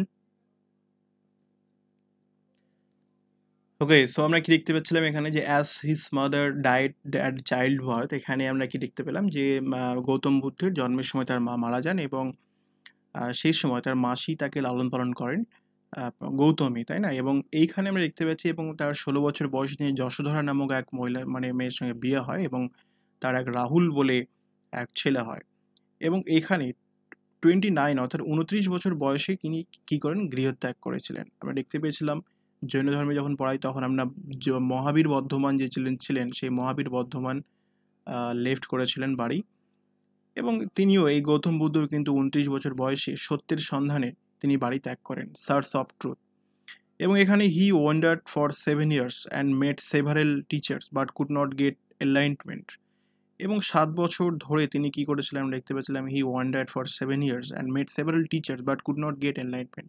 7 বছর ধরে তিনি বিভিন্ন জায়গায় ঘোরাঘুরি করলেন, কিন্তু যে এনলাইটমেন্ট অর্থাৎ যে সত্যের আলোকে তিনি তখনই কিন্তু আলোকিত হতে পারেননি। এবং শেষে আমরা কি দেখছি, বোধি ট্রি মানে বোধগয়াতে একটা বোধিবৃক্ষের নিচে তিনি বসেন এবং সেখানে ধ্যানে তপস্যায় মগ্ন হন, এবং এখানে তিনি একটা ইন্টেন্স প্রেন্স করেন এবং একটা খুব গাঢ় তীব্র একটা তপস্যায় তিনি মগ্ন হন, এবং সেখানে তিনি কি করেছিলেন, নির্বাণ লাভ করেছিলেন 35-এ অর্থাৎ 35 বছর বয়সে কিন্তু সেই বোধগয়াতে বোধিবৃক্ষের তলায় তিনি কি করেছিলেন, নির্বাণ লাভ করেন, এবং মানে জ্ঞানের আলোকে তিনি আলোকিত হন তার 35 বছর বয়সে। ক্লিয়ার বিষয়টা? তাহলে এই স্লাইডের যে মূল বিষয়বস্তু সেই মূল বিষয়বস্তুটা আমরা বুঝতে পারলাম এখানে। ওকে, তার জন্ম হয় কপিলাবস্তুতে, নেপালের কপিলাবস্তুতে লুম্বিনী নামক উদ্যানে, এবং সেখানে তিনি যে বংশে জন্মগ্রহণ করেন সেই বংশের নাম শুদ্ধোদন এবং শাক্য ক্ল্যান মায়াদেবী। ক্লিয়ার? তো নেক্সট আমরা দেখতে পাচ্ছি এখানে যে পোর্শনটা সেটা হচ্ছে যে এখানে since then he became known as Buddha, এবং যিনি যখন নির্বাণ লাভ করলেন তারপর থেকে তার নাম বুদ্ধ হয়, এবং মানে বুদ্ধ শব্দের আক্ষরিক অর্থ দ্য এনলাইটেন্ড ওয়ান, মানে যিনি জ্ঞানের আলোকে আলোকিত হয়েছেন। ঠিক আছে? তো এটাকে বলা হচ্ছে বুদ্ধা, এবং সেই নির্বাণ লাভের পর তার নাম হয় বুদ্ধা, এবং হি ডেলিভার্ড ইজ ফার্স্ট সারমন। এবং এই যে সারমন অর্থাৎ তার যে সারমনের বাংলাটা হচ্ছে কি, তার যে প্রবচন যেটাকে তোমরা বলতে পারো, যে এবং তিনি এই যে বুদ্ধি মানে নির্বাণ লাভের পর তিনি তার প্রথম সারনাথে, বেনারসের নিকট সারনাথে তার প্রথম প্রবচন তিনি সেখানে ডেলিভার করলেন, এবং তিনি নেক্সট 45 ইয়ার্স এবং তার 45 বছর ধরে তিনি কি করলেন, একটা প্রিচারের জীবন তিনি যাপন করলেন। মানে তার ধর্মে তিনি তার মানে একটা ধর্ম প্রবর্তক মানে ধর্ম প্রচারকের জীবন তিনি নেক্সট 45 ইয়ার্স তিনি এটা পালন করলেন। এবং কুশীনগরে তার 80 বছর বয়সে আমরা দেখতে পাচ্ছি 80 ইয়ার্সে কুশীনগরে তিনি তার দেহত্যাগ করলেন। বিষয়টা clear? He died the age of 80 at Kushinagar. Next আমরা দেখতে পাচ্ছি এখানে টিচিং অফ বুদ্ধা, অর্থাৎ বুদ্ধা কি তার যে কি টিচিং দিয়েছিল, অর্থাৎ সেই যে প্রিন্সিপালগুলো কি দেখবেন, মানে ধর্মমত যেটা আমরা দেখতে পাচ্ছি যে ওর 4টে নোবেল ট্রুথ ছিল এই সময়। ওকে, তিনি যে নির্বাণ লাভের পরে তিনি যে জিনিসগুলো উপলব্ধি করতে পারলেন সেই উপলব্ধিগুলো কি ছিল। এক নম্বর বলছে the world is full of suffering, পৃথিবী কি দুঃখময়, এবং the cause of suffering is desire, এবং এই যে দুঃখের কারণ, the world is full of suffering, the causes of suffering is desire, এই যে দুঃখের যে কারণটা হচ্ছে বাসনা। ডিজায়ার মানে হচ্ছে কি, হোয়াট ইজ ডিজায়ার, ডিজায়ার মানে হচ্ছে বাসনা। তো এই যে দুঃখের কারণটা হচ্ছে বাসনা, এবং if desires are get rid of, যদি বাসনাকে আমরা যে বাসনা কামনা এটাকে যদি আমরা ত্যাগ করতে পারি তাহলে সাফারিং ক্যান বি রিমুভড, এবং এই যে সাফারিং দুঃখ এগুলো কি করা যায়, রিমুভ করা সম্ভব। এবং this can be done by the following 8 fold path. Okay, এবং এইখানেই আমরা দেখতে পাচ্ছি যে এই জিনিসগুলো নির্বাণ লাভের জন্য কি করেছেন, তিনি 8টি পন্থা বললেন। এই 8টি পন্থাকে আমরা দেখতে পাচ্ছি যে 8টি পন্থাকে মজ্ঝিম পন্থা বলা হয়। কারণ মজ্ঝিম পন্থা, হোয়াট ইজ মজ্ঝিম পন্থা, যে মানে নির্বাণ লাভের জন্য একটা আত্মার মুক্তির জন্য চরম ভোগবিলাস, তাই না? চরম ভোগবিলাস মানে অতিরিক্ত পরিমাণে মিতব্যয়িতা, বা মানে যেটাকে আমরা যদি একদম অপ্রয়োজনীয়ভাবে যে জিনিসগুলোকে আমরা করি, তাই না, চরম ভোগবিলাসের মাধ্যমে কাটাচ্ছি বা চরম কিপটেমিভাবে কাটাচ্ছি, এই জিনিস দুটোই কিন্তু নির্মাণ লাভের জন্য যথেষ্ট নয়। এর মাঝামাঝি একটা স্ট্যাটাস আমাদেরকে হোল্ড করতে হবে। তো এই জিনিসটাকে বলা হয় মধ্যম পন্থা, এবং এই মধ্যম পন্থা আমরা পালন করতে পারি 8টা মাধ্যমে। সেই 8টা কি, যে 8টা আমরা দেখতে পাচ্ছি 8টা পথের মাধ্যমে, সেটা right view, right resolve, right speech, right contact, right livelihood, right effort, right mindfulness and right concentration. 8টি পথ, সেই 8টি পথের মধ্যে কি সৎবাক্য, এটা তোমরা বাংলাতে দেখেছো, সৎবাক্য, সৎকর্ম, সৎচেষ্টা, সৎ জীবিকা, সৎ সংকল্প, সৎ চিন্তা, সদৃষ্টি এবং সৎ সমাধি। এটা ইংলিশে মুখস্থ করার কিছু প্রয়োজন নেই, এটাকে বাংলাতে যারা মুখস্থ করা আছে বাংলাতেই থাক। ওকে, নেক্সট আমরা এখানে লক্ষ্য করছি এখান থেকে যে এখানে বুদ্ধ মানে গৌতম বুদ্ধ তিনি তিনি করেছিলেন, অর্থাৎ তিনি ফিল করেছিলেন, সেগুলো আমরা দেখতে পাচ্ছি। তিনি কি ভেবেছিলেন, বুদ্ধা neither accept গড, তিনি গডকে স্বীকার করেনি বা not reject existence of god, অর্থাৎ তিনি যে এখানে না যে ডাইরেক্ট তিনি গডকে স্বীকারও করেনি, আবার গডের যে এক্সিস্টেন্ট এটাকে আবার রিজেক্টও করেনি। ওকে, সো একটা মাঝামাঝি পর্যায়ে আমরা দেখতে পাচ্ছি এখানে, এবং এখানে তিনি কর্ম, ল অফ কর্মকে তিনি অত্যাধিক পরিমাণে বিশ্বাস করতেন। ওকে, কর্ম অর্থাৎ কি, যে মানুষের যে কর্ম যেরকম হবে সেরকমই তার ফল হবে। এখানে কি বলছে, he argued that the condition of the man in this life depends upon his own deeds. মানুষ একটা জীবনে যে যে কাজ করবে সেই কাজগুলোর depends upon his own deeds, সেই কাজের উপরেই কিন্তু ওকে, মানুষের কাজের যে কাজগুলো সে করছে সেই কাজের থেকে সেই ফল পাবে। ওকে, বা কন্ডিশন অফ ম্যান অর্থাৎ মানুষের জীবন কী কী বিষয়ের উপর ডিপেন্ড করবে। এবং তিনি খুব যুক্তিবাদী ছিলেন, তিনি খুব র্যাশনালিস্ট ছিলেন, এবং তিনি ছিলেন এক্সপ্লেন এভরিথিং। তিনি সব কিছুকে এটা যে জ্ঞানের আলোকে এক্সপ্লেন করার চেষ্টা করতেন, কোনো ব্লাইন্ড ফেথ অর্থাৎ কোনো অন্ধবিশ্বাসে তিনি বিশ্বাস করতেন না, বা অন্ধবিশ্বাসে মানুষ কোনো কিছু না জেনেই কিছু বিশ্বাস করুক এই জিনিসটাকে তিনি সাপোর্ট করতেন না। তিনি কী ভাবতেন, যে সবসময় সব জিনিসকে, তাই না, explain things in light off reason, সব কিছুকে জ্ঞানের আলোকে তিনি এক্সপ্লেন করার পক্ষপাতী ছিলেন। এবং এখানে কি বলছে, যে তিনি কিন্তু ওই যে কাস্ট সিস্টেম ছিল, অর্থাৎ বৌদ্ধ মানে বৈদিক সভ্যতার যে কাস্ট সিস্টেমটা সেই সময় ছিল, সেই কাস্ট সিস্টেমটিকে তিনি ডাইরেক্ট কিন্তু অ্যাটাক করেননি, কিন্তু আবার তিনি কোনো সোশ্যাল ডিস্টিংশন অর্থাৎ সামাজিক ভেদাভেদেরই কিন্তু তিনি বিরোধিতা করেছিলেন, কিন্তু কাস্ট সিস্টেমকে ডাইরেক্টলি অ্যাটাক করেননি। এবং এখানে আমরা দেখতে পাচ্ছি যে বুদ্ধিজম, এই যে উপরিক্ত যে কারণগুলো তোমরা দেখতে পাচ্ছি, এইগুলো দ্বারা কি বোঝা হয়, যে Buddhism not only religious revolution, তিনি কি ছিল, একটা সোশ্যাল রেভুলেশনে বলতে পারো, তাই না, মানুষের জীবন, সামাজিক জীবন, এই সমস্ত জীবনকে এনলাইট করেছিল। এবং এইখানে আমরা দেখতে পাচ্ছি he taught the code of practical ethics and laid down the principle of social equality, সামাজিকভাবে যে ন্যায় সাম্যতা, এই জিনিসটা কিন্তু আমরা বৌদ্ধ ধর্মের থেকে জানতে পারছি। নেক্সট আমরা দেখতে পাচ্ছি বুদ্ধিস্ট কাউন্সিল, খুব ইম্পর্টেন্ট একটা পোর্শন, সেটা হচ্ছে বুদ্ধিস্ট কাউন্সিলগুলো। বুদ্ধিস্ট কাউন্সিল কি, the Buddhist council, the first Buddhist council, Buddhist কাউন্সিলগুলো খুব ইম্পর্টেন্ট। এই বুদ্ধিস্ট কাউন্সিলগুলো কি, এখানে আমরা দেখতে পাচ্ছি 3টে বুদ্ধিস্ট কাউন্সিল এবং চতুর্থ 4টে বুদ্ধিস্ট কাউন্সিল হয়েছিল। 4টে বুদ্ধিস্ট কাউন্সিলে কী কী হয়েছিল সেটা কি দেখা হয় এখানে। Buddhist council, the first Buddhist council was held at Rajgriha under the chairmanship of Mahakassapa immediately after the death of Buddha. যে প্রথম বৌদ্ধ সম্মেলন হয়েছিল গৌতম বুদ্ধের মৃত্যুর পরে, মানে ইমিডিয়েটলি গৌতম বুদ্ধের মৃত্যুর পরে। এবং এখানে কেন হয়েছিল, কারণ এর যে উদ্দেশ্যটা ছিল, purpose was to maintain the purity of the teaching of the Buddha. এই যে এটার যে মানে হচ্ছে যে maintain to purity of the teaching of Buddha, বুদ্ধার যে টিচিংগুলো ছিল, এই যে পিউরিটিটা ছিল, এটাকে মেনটেন করার জন্য, মানে এটা যেন নষ্ট না হয়ে যায়। মানে বুদ্ধ যে এত তপস্যা করে যে জিনিসগুলো, প্রিন্সিপালগুলো দিল সমাজকে, বা যে জিনিসগুলো ছিল, সেটা মানে বৌদ্ধদেবের গৌতম বুদ্ধের মৃত্যুর পরে যেন শেষ না হয়ে যায়, এই জিনিসটাকে মেনটেন করার জন্য কিন্তু immediately after the death of Gautam Buddha first Buddhist council কিন্তু অর্গানাইজ করা হয়েছিল। এবং the second Buddhist council was convened at Vaishali around 383 BC. এই যে দ্বিতীয় বৌদ্ধ সম্মেলন আমরা দেখতে পাচ্ছি 383 খ্রিস্টপূর্বাব্দে বৈশালীতে এখানে হয়েছিল। এবং যে এইখানে আরেকটা বিষয়টা, এখানে আমরা কি করব, নোটস একটু এখানে আমাদের বানাতে হবে, যে প্রথম না, এখানে কিছু কিছু জিনিস ছাড়া পড়ে গেছে। প্রথম বৌদ্ধ সংগীতিতে একটা জিনিস না, এখানে জায়গাটা একটু ছাড়া দিয়ে দাও, আমি একটু দেখাচ্ছি এটার পরেই।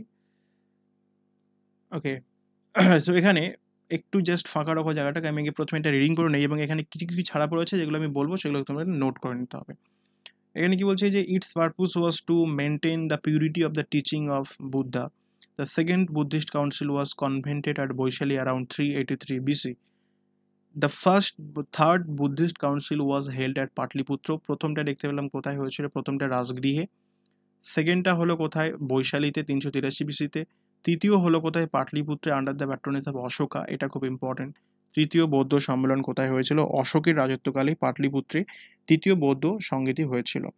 এবং এটা হচ্ছে 250 বিসিতে, 250 বিফোর খ্রিস্ট, 250 বিসিতে। এবং এখানে লক্ষ্য করছি the final version of Tripitaka was completed in this council. এবং এই যে ত্রিপিটক, তাই না, ত্রিপিটকের যে ফাইনাল ভার্সন ছিল, এই ফাইনাল ভার্সনটা কিন্তু এই থার্ড বুদ্ধিস্ট কাউন্সিলে কমপ্লিটেড হয়েছিল। নেক্সট আমরা দেখতে পাচ্ছি এখানে the fourth Buddhist council was convened in Kashmir by Kanishka under the chairmanship of Vasumitra. The fourth Buddhist council, চতুর্থ বৌদ্ধ সম্মেলন কোথায় হয়েছিল, কাশ্মীরে হয়েছিল, কনিষ্কের দ্বারা আন্ডার দ্য চেয়ারম্যানশিপ অফ বসুমিত্রের চেয়ারম্যানশিপের আন্ডারে কাশ্মীরে চতুর্থ বুদ্ধিস্ট কাউন্সিল হয়েছিল। প্রথমটা হচ্ছে রাজগৃহ, সেকেন্ডটা কোথায় হলো, সেকেন্ডটা হলো বৈশালীতে, এবং তৃতীয়টা হলো কোথায়, তৃতীয়টা হলো এখানে পাটলিপুত্র, এবং চতুর্থটা হলো কোথায়, কাশ্মীরে under the chairmanship of Vasumitra. And এখানে আমরা দেখতে পাচ্ছি যে এখান থেকে লেখো, এখান থেকে ইম্পর্টেন্ট পোর্শনের মধ্যে কিছু দেখতে পাচ্ছি না। হিনজান, এখানে হিনজান, এখানে বৌদ্ধ ধর্মের কিছু ভাগ হবে, এই জিনিসটা তোমরা যে দেখে নেবে এখানে। ওকে, সো এখান থেকে যেটা নোট করতে বললাম সেই নোটগুলো কি কি হবে সেই নোটগুলো একটু দেখে নাও। যে প্রথম এই জিনিসটা লিখে দিয়েছি। ওকে, সো এই জিনিসটা এক মিনিট, এই জিনিসটা একটা স্ক্রিন।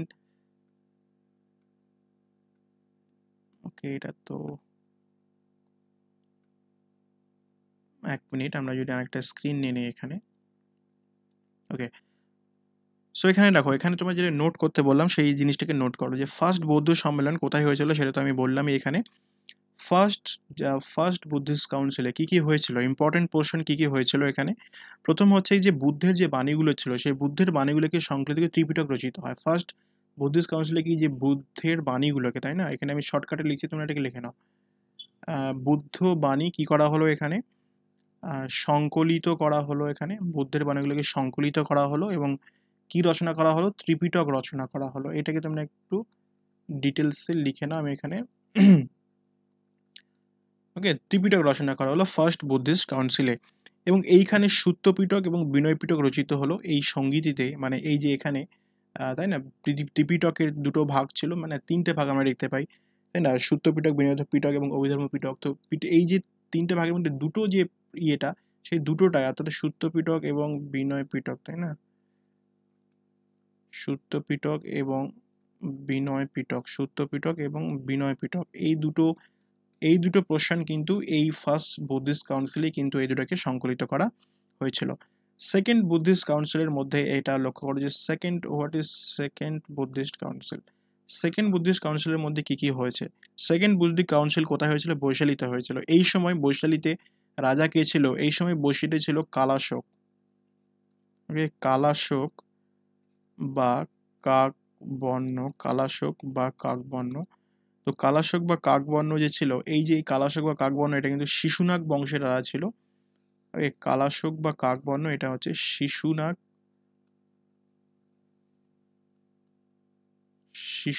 বংশের রাজা ছিল এই কালাশোক বা কাকবর্ণ। এবং এখান থেকে আর কিছু নেই। এবং এইখানে, তাই না, এইখানে দুটো ভাগে, এই যে দ্বিতীয় বৌদ্ধ সংগঠিতে যে সমর্থকরা, বৌদ্ধরা কি হয়েছিল, দুটো ভাগে ভাগ হয়ে যায়। একটা হচ্ছে কি থেরবাদী বা স্তরবাদী, এবং মানে বুদ্ধদেব যে সমস্ত পথ ইয়ে করেছিল, সেই সমস্ত যে সমর্থকরা ছিল, সেই সমর্থক ছিল থেরবাদী, বলা হতো তাকে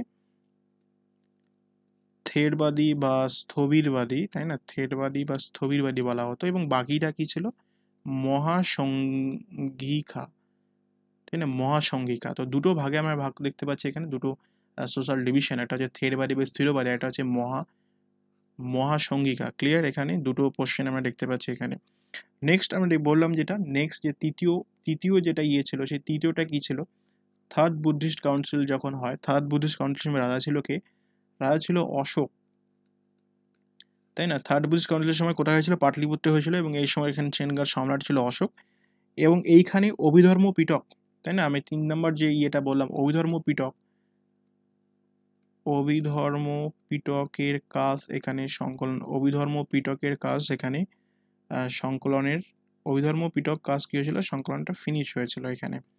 তো এই যে ছোট ছোট পোর্শনগুলো, এই ছোট ছোট পোর্শনগুলো তোমরা কিন্তু এখানে নোট ডাউন করে নাও। এটা থার্ড বৌদ্ধিক সংকলন। এবং এখানে হয়েছিল কত, এটা 250 বিসিতে হয়েছিল, 250 বিসিতে। এবং সেকেন্ড যে পোর্শনটা ছিল, সেকেন্ডটা আমরা দেখতে পাচ্ছি 383 বিসিতে। এবং ফার্স্ট যেটা হয়েছিল সেটা হচ্ছে 483 বিসিতে।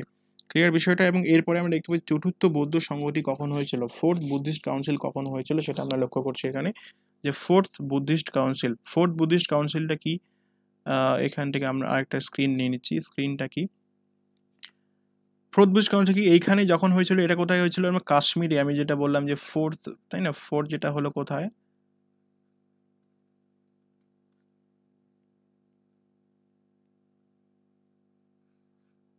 ফোর্থ বুদ্ধিস্ট কাউন্সিলটা হলো কাশ্মীরে। এবং এই সময় কে ছিল এখানে, কনিষ্কর উদ্যোগে, তাই না, কাশ্মীরে এখানে কনিষ্ক, এই যে ইয়েটা, তাই না, এই যে সম্মেলনটা হলো, এটা কার নেতৃত্বে হয়েছিল বা কার উদ্যোগে হয়েছিল, কনিষ্কের নেতৃত্বে হয়েছিল। এবং এইখানে কি ছিল, অশ্বঘোষ নামক বিভিন্ন যে গুরুত্বপূর্ণ ব্যক্তিরা, পণ্ডিত, সেই সমস্ত পণ্ডিতরা কিন্তু এই সভাতে উপস্থিত ছিল, ঠিক আছে। এবং বসুমিত্র এই সভার সভাপতিত্ব করেছিল, মানে চতুর্থ সম্মেলনে বসুমিত্র ছিল।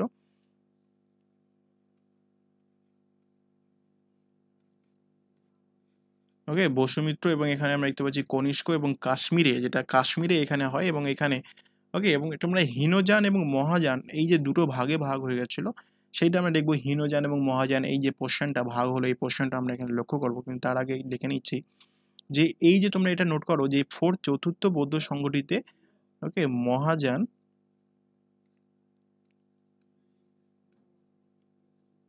ও হীনযান, এই মহাযান এবং হীনযান নামে দুটো ভাগ হয়ে গেছিল পোর্শন, মানে দুটো আমরা দেখতে পাবো ভাগ। সেই দুটো ভাগের মধ্যে কিন্তু বিবাদ যেটা ছিল, সেই বিবাদের অবসান দেখা দেয় এই সময়। ক্লিয়ার? তো নেক্সট আমরা দেখতে পাচ্ছি এখানে আর কিছু আমাদের দেখতে পাচ্ছি না এখানে আপাতত। তো আরেকটা আমরা স্ক্রিন নেওয়ার চেষ্টা করছি, যদি থাকে এখানে তোমরা এটাকে স্ক্রিনশট নিতে পারো, আমি এটাকে ইয়ে করে দেবো এখান থেকে। ওকে, সো এখান থেকে দেখতে পাচ্ছি না। ওকে, সে আর কিছু নেই এখানে, এই জায়গাটা ফাঁকা আছে, এখানে আমি কিছুটা পয়েন্ট করে দিই তোমাকে এখান থেকে।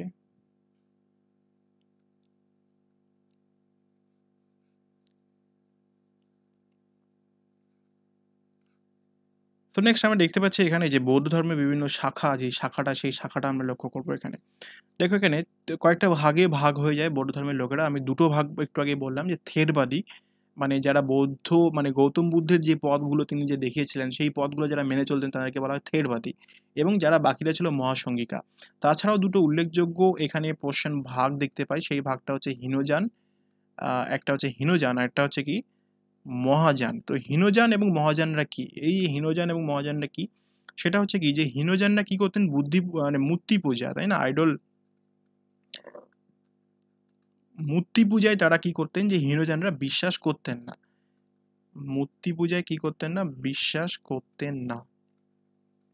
এবং এই যে মহাযানরা কি করতেন, মহাযানরা মূর্তি পূজায়, মানে বুদ্ধদেবের মূর্তি পূজায় তারা বিশ্বাস করতেন, এবং অবতারবাদের তত্ত্বে বিশ্বাস করতেন। যেগুলো বাংলা বইতে তোমরা এই হীনযান এবং মহাযান এই বিষয়টাকে তোমরা পেয়ে যাবে ভালো করেই। এই পোর্শনগুলো ছাড়া পড়ে গেছিলো, আপাতত আর কিছু এখান থেকে আমি দেখতে পাচ্ছি না এখান থেকে। তো এটাই ছিল যে বৌদ্ধ ধর্মের, বৌদ্ধজম এবং জৈনজমের খুঁটিনাটি বিষয়। কিছু কিছু পোর্শন যদি আমরা ছাড়া পড়ে থাকে, যেমন এখানে আরেকটা বিষয় কি, তোমাদের এখান থেকে এই যে বিভিন্ন বৌদ্ধ বিশ্ববিদ্যালয় এই সময় দেখা গিয়েছিল কিন্তু, ঠিক আছে, বিভিন্ন বৌদ্ধ মুদ্রা এই সময় দেখা গিয়েছিল। এবার আমি কি করবো, প্রথম থেকে একটু দেখবো, প্রথম থেকে কি কি ইম্পর্টেন্ট, সেই ইম্পর্টেন্ট পোর্শনগুলো আমি আরেকবার কিন্তু এখান থেকে রিভাইজ করব, মানে জাস্ট যেগুলো কি পড়তে হবে অ্যাকচুয়ালি, যেগুলো ইম্পর্টেন্ট, যেটা তোমাদের ইয়ে লাগবে সেটা। তো প্রথমেই যদি আমরা কি দেখলাম আমাদের আজকের এই ক্লাসে, যে আজকের ক্লাসটাই ছিল অল অ্যাবাউট জৈনিজম এবং বুদ্ধিজম, তাই না। এবং জৈনজম এবং বুদ্ধিজমের যে তুলনা যদি তোমাদের কোথাও দেখতে পাই, তো এখান থেকে আরেকটা বিষয় আমাদের মেন্সের জন্য ইম্পর্টেন্ট একটু, সেই বিষয়টা কি, যে জৈনরা কিন্তু ঈশ্বরে, মানে নিরশ্বরবাদে বিশ্বাসী ছিল, এবং তাই না, এখানে আরেকটা কি ছিল, অ্যাগনোস্টিক ছিল বৌদ্ধরা, কিন্তু এই জিনিসটা কিন্তু মাথায় রাখবে। এবং এটা কি জৈনদের দুটো শাখা কি ইম্পর্টেন্ট ছিল, শ্বেতাম্বর, দিগম্বর, আর এরা কি ছিল, হীনযান এবং মহাযান। আর তেমন কিছু আমরা এখানে দেখতে পাচ্ছি না। এবং এখান থেকে যদি একটা প্রশ্ন, যে প্রশ্নটা মানে এসে থাকে, যে প্রশ্নগুলো এসে থাকে, সেই প্রশ্নগুলো কি বিভিন্ন দেখবে কি কি সময়, যে মনে করো যে তোমার এখানে বৌদ্ধ ধর্মের বা প্রতিমক্ষ, এই জিনিসগুলো কিন্তু ভালোভাবে দেখতে হবে, তাই না। আমরা যখন এমসিকিউ পোর্শনটা পড়াবো, তখন এমসিকিউ পোর্শনের মধ্যে এই বিষয়গুলোকে খুব ডিটেলসে আমরা স্টাডি করবো এমসিকিউ পোর্শনের মধ্যে। তো একটু আমরা রিভিশন করেছি স্লাইডগুলোর মধ্যে থেকে, এখান থেকে। তো দেখো এখানে প্রথমে আমরা দেখতে পাচ্ছি যে এখান থেকে লক্ষ্য করো, এখান থেকে এখানে যেটা পড়ছো, রাইজ অফ জৈনিজম এবং বুদ্ধিজম, কেন জৈনিজম এবং বৌদ্ধ ধর্মের রাইজ হলো, মানে উত্থান হলো, সেই জিনিসটাকে তোমাদের দেখতে হবে এখান থেকে খুব ভালোভাবে, তাই না। The primary causes for the rise of Jainism Buddhism was the religious unrest, এই সমস্ত জিনিসগুলো কিন্তু দেখতে হবে। The sacrificial ceremonies are also from expensive, যে জিনিসগুলো আমি দাগিয়েছি, তাই না, এই জিনিসগুলো এখান থেকে তোমার। তারপরে উপনিষদ খুব ফিলোসফিক্যাল হয়ে গেছিলো, হাইলি ফিলোসফিক্যাল, যেগুলো সাধারণ লোক বুঝতে পারতো না, এই প্রশ্নগুলোর জন্য কিন্তু আমরা দেখতে পাচ্ছি এই জিনিসটা ইয়ে হচ্ছে, তাই না। এবং আদার দেন এখানে রিলিজিয়াস ফ্যাক্টর কিছু কাজ করেছিল, তোমাদের সোশ্যাল অ্যান্ড ইকোনমিক ফ্যাক্টর কাজ করলো। এবং তারপরে রিগিড কাস্ট সিস্টেমটা এখানে প্রিভিলেন্ট হলো বলেই তো এখানে টেনশন সৃষ্টি হলো, তাই না, সোসাইটিতে। এই জিনিসগুলো কিন্তু কাজ করেছিল। এবং higher class enjoyed certain privileges, and which are deny to the lower class কিছু সুবিধা পেতো না, হায়ার ক্লাস সুবিধা পেতো। এই জিনিসগুলোর জন্য লোয়ার ক্লাসের মধ্যে একটা ক্ষোভ দেখা গেল, তারা সেই ধর্মের প্রতি বিরক্ত হয়ে গেল সেখান থেকে। এবং ক্ষত্রিয়রা কী করলো, যে পুরোহিত শ্রেণীরা ছিল তাদের প্রতি একটা, তাদের যে ডমিনেশনটা ছিল তাদের উপর, সেই জিনিসটায় তারা ক্ষুব্ধ হয়ে গেল, তারা করলো। এই যে সমস্ত জন্য তারা কিন্তু সেই জৈন ধর্ম, মানে মানে বৈদিক সভ্যতা যে ধর্ম প্রেরণ ছিল সেখান থেকে তারা বেরিয়ে আসার চেষ্টা করলো, এবং বেরিয়ে এসে অন্য ধর্মমত খোঁজার চেষ্টা করলো। এবং অন্য ধর্ম যখন খোঁজার চেষ্টা করলো তখন কি দেখতে পেলো, জৈনিজম এবং বুদ্ধিজম সেই সময় ছিল, তারা সেটিকে প্রতি আকৃষ্ট হলো এবং সেটাকে তারা তাদের সাপোর্টটা এক্সটেন্ড করলো। তার জৈনিজমের মধ্যে তোমার এখানে মহাবীরের যে জীবনী, সেই জীবনীটা খুব ভালোভাবে আমরা দেখলাম, তাই না? ঋষভদেব ধর্মগুরু বলতে পারো, পরেশনাথ, এই সমস্তগুলো। এবং টিচিং অফ মহাবীরা, এখান থেকে অহিংসা, সত্যবাদিতা, অচৌর্য, অপরিগ্রহ, চতুর্জাম কাকে বলে, ব্রহ্মচর্য কাকে বলে, পঞ্চম মহাব্রত কাকে বলে, এই জিনিসগুলো কিন্তু আমরা এখান থেকে লক্ষ্য করলাম, তাই না? এখান থেকে right faith, right knowledge, right contact, এই সমস্তগুলো। এবং এখানে বোধ, ক্লার্জি অ্যান্ড অহিংসা আমরা দেখতে পেলাম এখান থেকে। তারপরে এখান থেকে দেখো স্প্রেড, জৈনিজমের যে স্প্রেডটা কীভাবে হলো, তাই না? জৈনিজমের কীভাবে ধীরে ধীরে তারা দক্ষিণ ভারতে চলে গেল। আরেকটা জিনিস আমরা কি দেখতে পাইনি, যে এখানে না এই যে বৌদ্ধ ধর্মের, কিন্তু বৌদ্ধ ধর্মের যে প্রসারটা কীভাবে হলো, বৌদ্ধ ধর্মের প্রসারটা কীভাবে হলো, এই জিনিসটা হয়তো আমাদের এখানে একটু ছাড়া পড়ে গেছে। যে সেই জিনিসটা কি, ধর্ম প্রচারটা আমাদের একটু শেষের দিকে আমি বলবো। বৌদ্ধ ধর্মের প্রচারটা আমি প্রথমে এখান থেকে দেখে নাও। জৈনিজমের প্রসারটা হলো এইভাবে, তাই না? কর্ণাটকে ছড়িয়ে পড়লো, পশ্চিম ভারতে ছড়িয়ে পড়লো। তারপরে তারপরে তোমাদের এখানে লক্ষ্য করো যে এখানে ভদ্রবাহু এবং মানে তোমার, তাই না, শ্বেতাম্বর দিগম্বরে ভাগ হয়ে গেল। তারপরে এখানে দেখো তোমার জৈন কাউন্সিল হলো, কোন কাউন্সিলে কি হলো, কোন জিনিসটা কি হলো, এই জিনিসটা কিন্তু দেখবে। বুদ্ধিজম, তাই না, গৌতম বুদ্ধর জন্ম কোথায় হলো, এই জিনিসগুলো ডিটেলসে আমরা দেখলাম। কুশীনগর কোথায় মারা গেল, কি কি টিচিং দিল বুদ্ধ, তাই না? এবং তারপরে এখান থেকে কি কি পথ দেখতে পেলাম, অষ্টাঙ্গিক মার্গ দেখতে পেলাম, মজ্জিম পন্থা দেখতে পেলাম, তাই তো। এবং এখানে দেখো তার বুদ্ধিস্ট কাউন্সিল কি কি ছিল সেখানে, কোন কোন বুদ্ধিস্ট কাউন্সিলে কি কি হলো, এই জিনিসগুলো আমরা ডিটেলসে দেখলাম, তাই না? এবং এই জিনিসগুলো কিন্তু আমাদের আজকের যে এটাই কিন্তু ছিল। তো এর যে এমসিকিউ সেশনটা, এমসিকিউ সেশনটা হচ্ছে তোমাদের আজকে হচ্ছে সোমবার, পরশুদিন হবে এমসিকিউ সেশন। মানে বুধবারে এই জৈনিজম এবং বুদ্ধিজমের এমসিকিউ সেশন আসে। তো তোমাদের যদি কোনো প্রবলেম থাকে, মানে প্রবলেম বলতে যে, অবশ্যই এটা কিন্তু আমাকে জানাও যে কেমন লাগলো ক্লাসটা। কমেন্ট বক্সে অবশ্যই জানার চেষ্টা করবে। এবং যদি তোমাদের মনে হয় যে এই যে আজকের ক্লাসটা ভালো লাগলো এবং তোমাদের যারা ফ্রেন্ড সার্কেল রয়েছে সেই ফ্রেন্ড সার্কেলের কাজে আসবে আজকের এই ক্লাসটি, তাহলে অবশ্যই কিন্তু আজকের এই ক্লাসটি শেয়ার করো সবার সঙ্গেই, ঠিক আছে? তো এটাই ছিল আজকের আমাদের ক্লাস।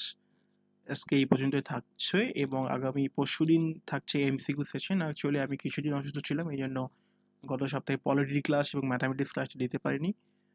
চেষ্টা করছি সব ক্লাসগুলো টাইম মতো দেওয়ার এখন থেকে। আশা করছি আর কোনো প্রবলেম হবে না। ক্লিয়ার? তো কেমন লাগলো অবশ্যই ফিডব্যাক দাও, কমেন্ট বক্সে অবশ্যই জানাও, এবং জিনিসটিকে সাবস্ক্রাইব করো, শেয়ার করো। এবং আরেকটা বিষয়, যে টেলিগ্রাম নিয়ে অনেকেরই প্রবলেম থাকছে। টেলিগ্রামটা কি, যে টেলিগ্রামে না একটা গ্রুপ আছে টেলিগ্রামে আমাদের, এবং একটা কি আছে বলতো, টেলিগ্রামে একটা চ্যানেল রয়েছে। তো যে কোনো দুটোতে, যে কোনো একটাতে তোমরা জয়েন হয়ে যাও। আমি তোমাদেরকে এটা বলবো যে টেলিগ্রাম চ্যানেলটাতে তোমরা জয়েন হয়ে যাও, এবং গ্রুপ দুটোতেই তোমরা জয়েন হয়ে যাও। দুটোরই লিঙ্ক থাকছে এখানে, তাই না? ডেসক্রিপশন বক্সে দুটোরই লিঙ্ক দিয়ে দিচ্ছি আমি। ক্লিয়ার বিষয়টা? সেখানে যত সঙ্গী লেকচারটার পিডিএফ তোমরা সেখানে পেয়ে যাবে। আরও যাবতীয় আপডেট, যেমন আমি ক্লাস নিতে পারলাম না আজকে, বা কিছু একটা করতে পারলাম না আজকে, কিছু একটা পোল হয়ে যাবে সেখানে। অনেক পোলস নেই আমি সেখানে, তোমাদের সাজেশন নেই, সেই জিনিসগুলো কিন্তু সেখানে আমি নিয়ে থাকি টেলিগ্রাম তো তোমরা চেষ্টা করো সেখানে জয়েন হওয়ার চেষ্টা করে নাও, এবং অবশ্যই এটিকে ফেসবুক ছড়িয়ে দাও। ওকে, সো আজকের এই ক্লাসটা এখান থেকে থাকলো। পরবর্তী ভিডিও এমসিকিউ সেশনে দেখা হচ্ছে। Thank you.